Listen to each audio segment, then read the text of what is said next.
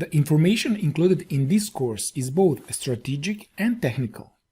That means that you will find general marketing advice alongside specific technical instructions. You will learn how to use YouTube as a marketing tool, as well as how to create, post, and manage YouTube videos.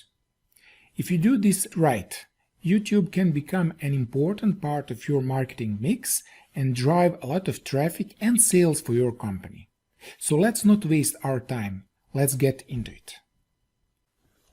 In this course, you will learn how can you use YouTube to market your business, what kind of promotional videos should you produce, YouTube marketing strategy, what type of video content is best for your goals, tips for producing more effective YouTube videos, tips for generating sales, converting search traffic into suggested traffic, tracking performance of your videos, marketing your YouTube videos, strategy of 30, tips to get more YouTube views and subscribers, optimizing your YouTube videos for search, monetizing on your YouTube, YouTube Partner Program, and copyright rules.